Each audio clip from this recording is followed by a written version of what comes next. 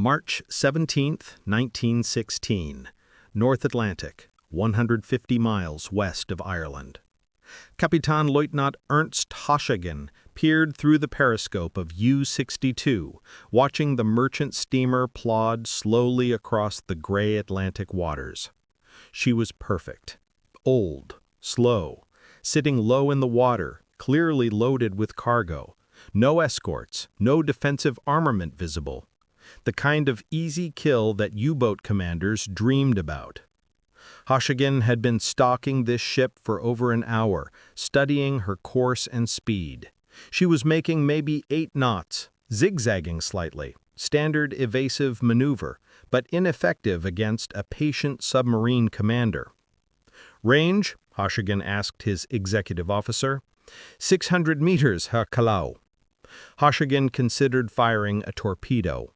U-62 carried 12 torpedoes total, each one expensive, irreplaceable until they returned to port. German naval doctrine encouraged conserving torpedoes for warships and valuable targets. This rusty merchant ship wasn't worth a torpedo. "Surface the boat," Haschegen ordered. "We'll finish her with the deck gun." The crew scrambled to their stations. Ballast tanks blew. U-62 rose from the depths, water cascading off her hull as she broke the surface 400 meters from the merchant ship. Hatches opened. Crew members climbed onto the deck. The 88mm deck gun crew took their positions. This was routine. U-boats had been sinking merchant ships this way for 2 years. Surface, fire a few warning shots, give the crew time to evacuate ship in lifeboats, then sink the vessel with gunfire. Sometimes they'd even board the ship first, looking for supplies or valuable cargo before scuttling her. It was almost gentlemanly. The rules of naval warfare, prize rules, required giving merchant crews a chance to evacuate before sinking their ship. Of course, those rules were increasingly being ignored as the war dragged on and both sides became more desperate. But today, Haschegen was feeling civilized. He'd give the merchant crew time to launch lifeboats. Then he'd sink their ship and move on to the next target. The deck gun crew loaded a shell, trained the gun on the merchant ship, prepared to fire a warning shot across her bow. And that's when the merchant ship changed. Canvas screens dropped away from the ship's sides. Fake cargo hatches swung open. Gun ports that hadn't been visible a moment ago suddenly appeared. And 4 12-pounder naval guns, Royal Navy weapons, modern and deadly, emerged from concealment. Haschigen's blood went cold. This wasn't a merchant ship. "Dive! Dive! Dive!" he screamed. But it was too late. The merchant ship opened fire. The first salvo from HMS Farnborough, because that's what the merchant ship really was, straddled the U-boat perfectly. One shell hit the conning tower, killing 2 crew members instantly. Another punched through the pressure hull near the waterline. The U-boat deck gun crew scrambled to their hatches, but a 3rd shell exploded on the deck, shredding them with shrapnel. Haschegen managed to get below and seal the hatch. Emergency dive, full speed. But the pressure hull was compromised. Water was flooding into multiple compartments. The diving planes weren't responding properly. U-62 began to sink, but not in a controlled dive. She was flooding, going down bow first, out of control. The crew fought desperately to save their boat, pumping water, sealing compartments, trying to level the trim. It wasn't enough. At 80 meters depth, the damaged pressure hull gave way. The North Atlantic poured in. U-62 imploded. All hands lost.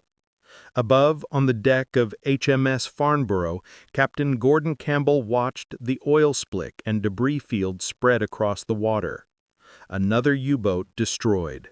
Another small victory in the desperate battle to keep Britain's sea lanes open. Campbell's crew cheered.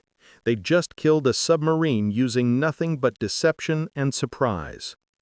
It was March 17, 1916, St. Patrick's Day, and Captain Campbell had just given Britain a gift: proof that Q-ships worked. To understand why Britain resorted to disguising warships as merchant vessels, you need to understand how desperate the naval situation was in 1916. World War I had been raging for 2 years. The great battleship fleets of Britain and Germany, the massive dreadnoughts everyone thought would decide the war, were mostly sitting in port, too valuable to risk in combat.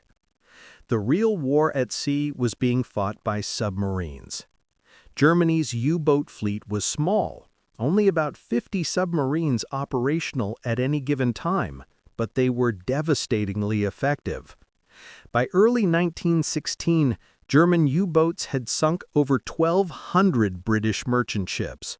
That's 1,200 cargo vessels, carrying food, fuel, ammunition, raw materials, sent to the bottom of the Atlantic. Britain was an island nation.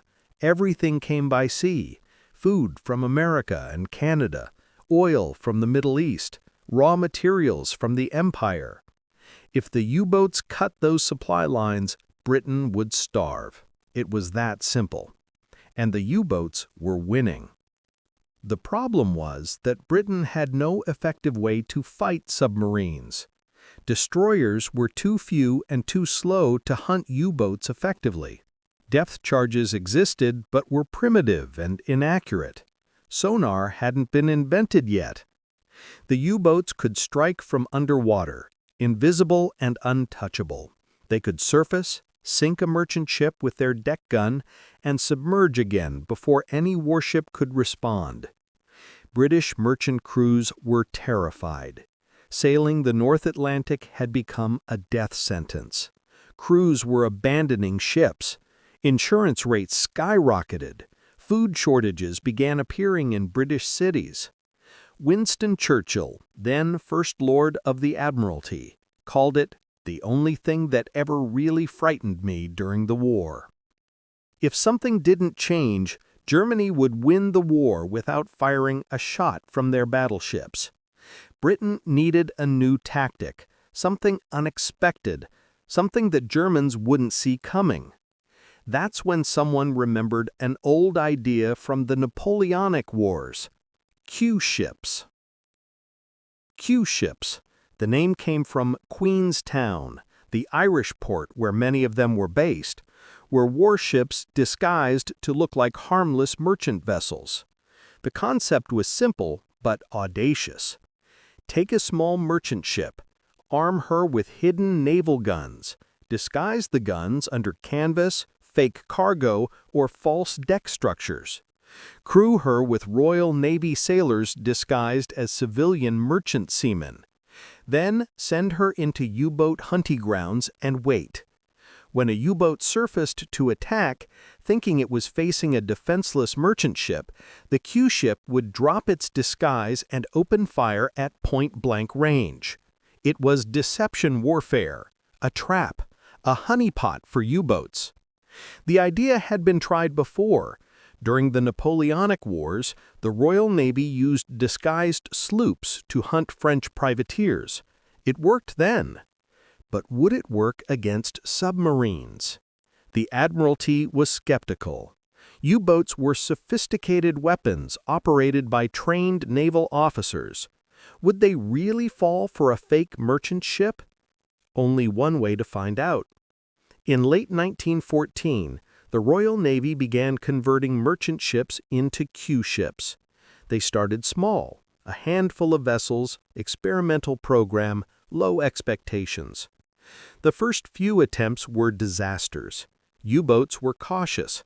They'd torpedo merchant ships from a distance instead of surfacing. The Q-ships never got a chance to reveal their guns. But then the Germans started getting bolder. Torpedoes were expensive and limited. U-boat commanders were encouraged to conserve them. Prize rules required giving merchant crews a chance to abandon ship before sinking them.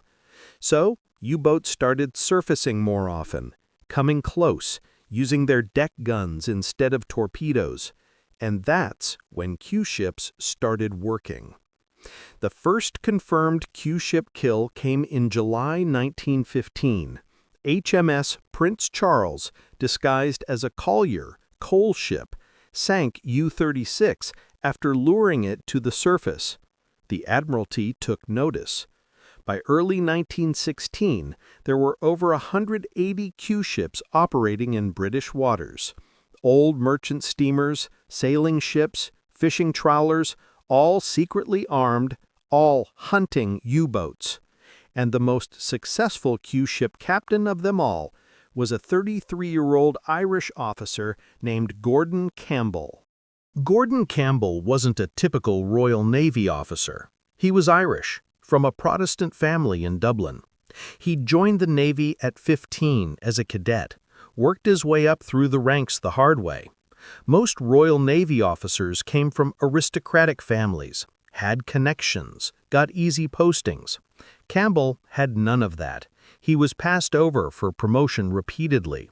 By 1915, at age 32, he was still just a lieutenant, a rank most officers achieved by their mid-20s. He was about to resign from the Navy when World War I started. Suddenly, the Navy needed officers, experienced ones. Campbell was given command of a small patrol vessel. Nothing glamorous, but it was command. Then in late 1915, he volunteered for Q-ship duty. Nobody wanted Q-ship command. It was considered a suicide posting.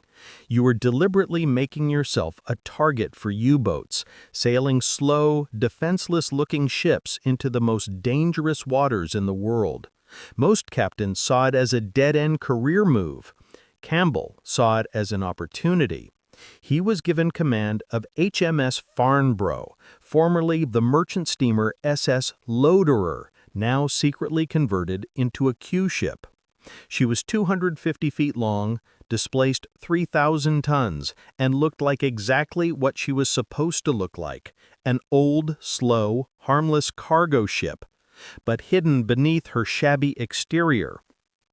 4 12-pounder naval guns concealed behind hinged panels.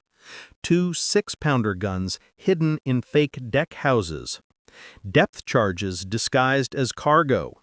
A crew of 75 Royal Navy sailors and gunners, all dressed in civilian clothes.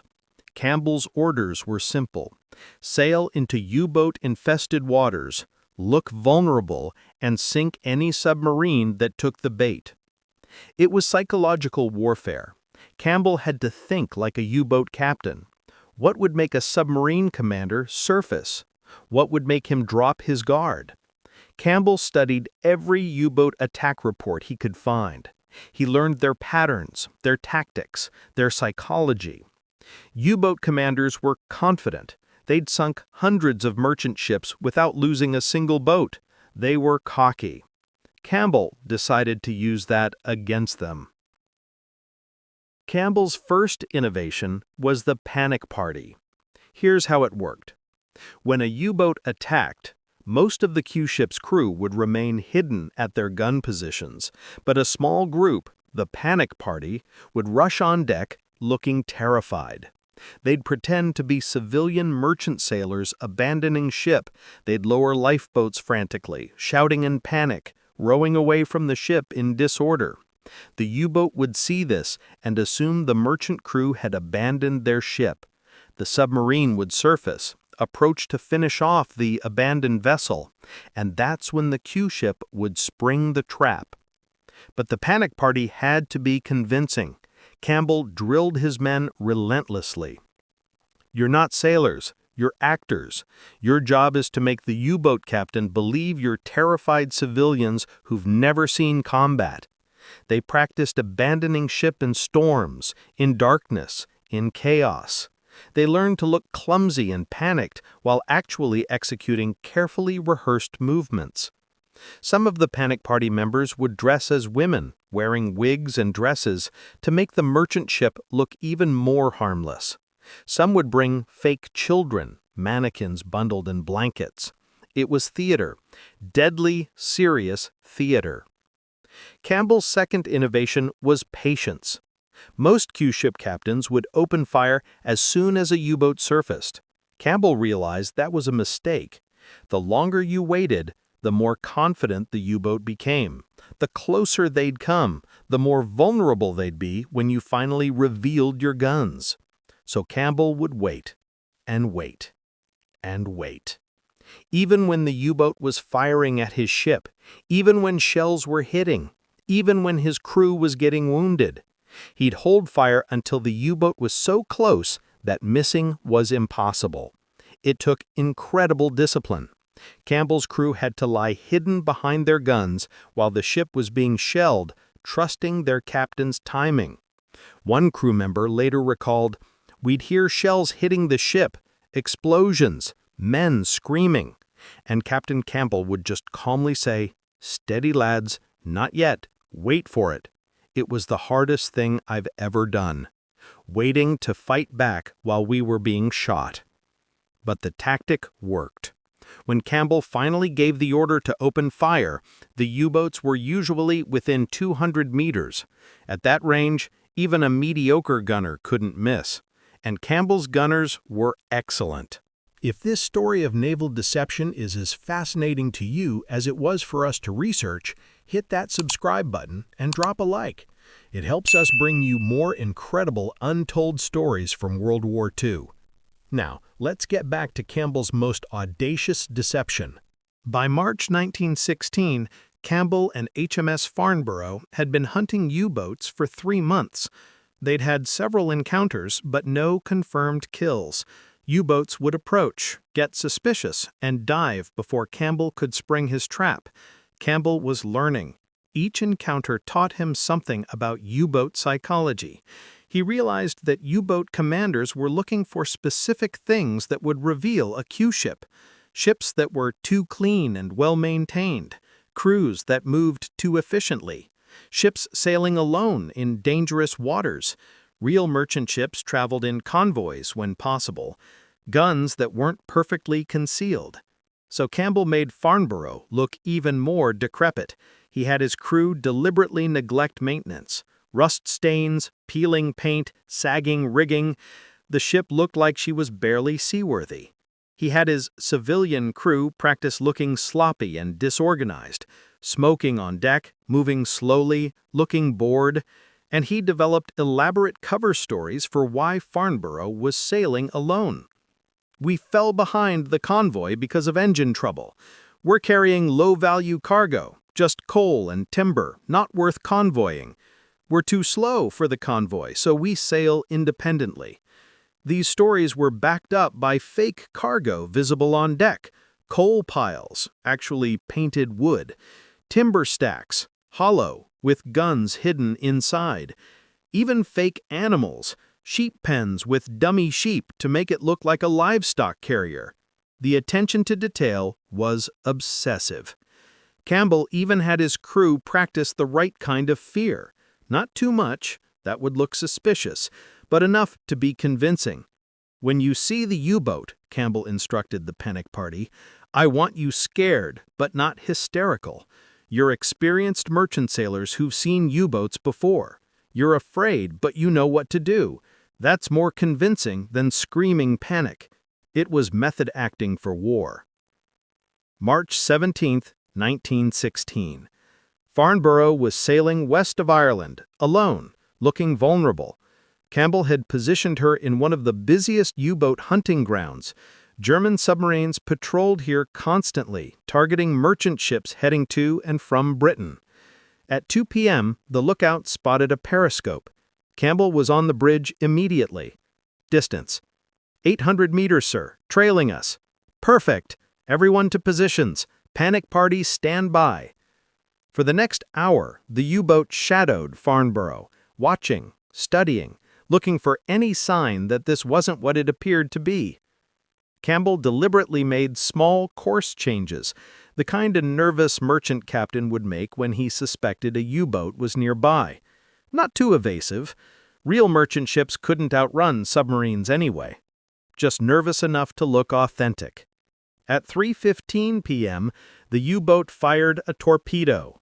Campbell saw the wake approaching. He could have turned to avoid it, but that would look suspicious. A merchant captain wouldn't see a torpedo in time to evade.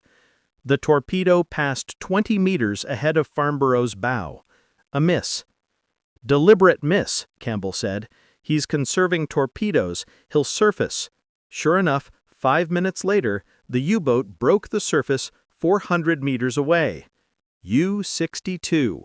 Campbell recognized the type, one of the newer boats, well-armed, experienced crew. "Panic party, go!" Campbell ordered. Immediately, 12 merchant sailors rushed on deck, shouting and gesturing frantically. They lowered 2 lifeboats in apparent chaos, actually carefully practiced movements designed to look clumsy. The lifeboats hit the water, the panic party rowed away, some of them falling out of the boats, splashing around incompetently. Campbell watched through a hidden porthole as the U-boat crew climbed onto their deck and manned the 88mm gun. "Come closer," Campbell whispered, "just a little closer." The U-boat approached to 300 meters, still too far. Then 250 meters. Campbell waited. The U-boat fired a warning shot. It splashed into the water 50 meters from Farnborough. The panic party in the lifeboats panicked more, rowing frantically away. The U-boat crew laughed. Campbell could see them through binoculars, relaxed and confident. 200 meters. Still too far. Then the U-boat made a mistake. The captain wanted a better angle for his deck gun. He ordered his boat to close to 150 meters and turn parallel to Farnborough. Perfect broadside. Maximum target area. Campbell counted to 5. Let the U-boat settle into position. Then, fire! Canvas screens dropped. Gun ports snapped open. 4 12-pounder guns emerged and fired within 2 seconds. The U-boat never had a chance. The first salvo from Farnborough was devastating. 4 shells fired simultaneously at 150 meters range. At that distance, you couldn't miss if you tried. 1 shell hit the conning tower, decapitating the U-boat's captain and 2 officers. Another punched through the pressure hull just above the waterline. A third exploded on the deck, killing the gun crew. The 4th hit the diesel fuel tanks, starting a fire. The U-boat's crew scrambled to dive, but the boat was catastrophically damaged, flooding through multiple hull breaches, fire spreading, control systems destroyed. Farnborough kept firing. Shell after shell poured into the stricken submarine. Within 3 minutes, U-62 was sinking. Some of the German crew tried to abandon ship, jumping into the freezing Atlantic, but the U-boat went down too fast, creating a whirlpool that dragged swimmers under. Campbell watched through binoculars as the submarine disappeared beneath the waves. Total time from first shot to sinking, 4 minutes. All 35 crew members of U-62 were lost. Campbell ordered his ship to the area where the U-boat had gone down. Oil and debris were rising to the surface. A few bodies floated in the wreckage. "Any survivors?" Campbell asked. "None visible, sir." Campbell stood silent for a moment. He'd just killed 35 men, young men, probably not much different from his own crew. But he'd also just saved potentially hundreds of British merchant sailors, whose ships wouldn't be torpedoed by U-62. War was like that, brutal mathematics. "Log the kill," Campbell said quietly. "Contact Admiralty. We got one." News of Farnborough's success spread quickly through the Royal Navy. A Q-ship had successfully sunk a U-boat. The tactic worked. Q-ships were no longer experimental. They were a proven weapon. Campbell became an instant hero. He was promoted to commander. Farnborough's crew were all awarded medals. But more importantly, the Admiralty drastically expanded the Q-ship program. By mid-1916, there were over 200 Q-ships operating. They sank or damaged dozens of U-boats over the next 2 years. But the U-boats adapted. German naval intelligence learned about Q-ships. They warned U-boat commanders, "Beware of merchant ships that sail alone. Beware of ships that look too decrepit. Beware of crews that abandon ship too quickly or too slowly." U-boats became more cautious. They stopped surfacing as often. They'd fire torpedoes from maximum range instead of closing for deck gun attacks. The cat-and-mouse game escalated. Q-ships had to become even more convincing, even more elaborate disguises, even better acting from the panic parties. Some Q-ships were disguised as neutral nation vessels, Swedish, Norwegian, Dutch, hoping U-boats would ignore them.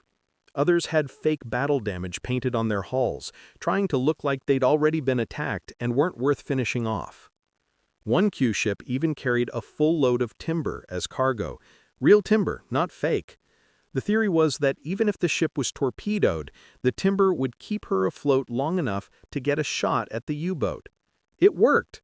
That Q-ship, HMS Dunraven, was torpedoed twice, stayed afloat, and sank the U-boat that attacked her. Campbell himself had several more successful engagements. His most famous action came in June 1917, commanding HMS Pargest, another Q-ship. A U-boat torpedoed Pargest. The torpedo hit, causing massive damage. The ship began to sink. The panic party abandoned ship convincingly. The U-boat surfaced to finish them off. But Campbell and a skeleton crew had remained hidden on board the sinking ship. As Pargest settled deeper into the water, literally sinking beneath them, they manned the hidden guns. When the U-boat came within range, Campbell's crew opened fire from a ship that was actively going down.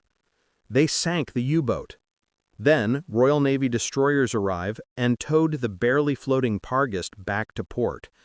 Campbell was awarded the Victoria Cross, Britain's highest military honor, for continuing to fight from a sinking ship. Q-ships operated throughout World War I and into World War II. In total, British Q-ships are credited with sinking or damaging over 60 German submarines between 1915 and 1918. That might not sound like much. Germany built over 350 U-boats during WW1. But the real value of Q-ships wasn't just the kills, it was the psychological effect.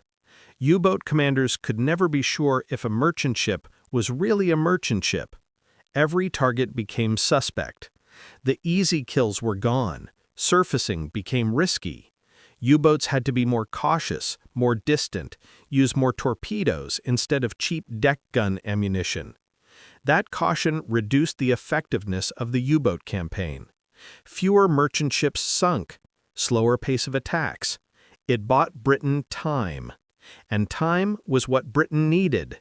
Time to develop better anti-submarine weapons. Time to implement convoy systems. Time for America to enter the war and provide additional escort ships. Q-ships were a bridge tactic. They weren't the ultimate solution to the U-boat threat. But they were the solution Britain needed in 1916 when nothing else was working. The tactic was tried again in World War II, but with much less success. By WW2, submarines were faster, had better sensors, could attack from much longer ranges with acoustic torpedoes. Disguising a ship as a merchantman didn't work when U-boats could sink you from 3,000 meters away without ever surfacing.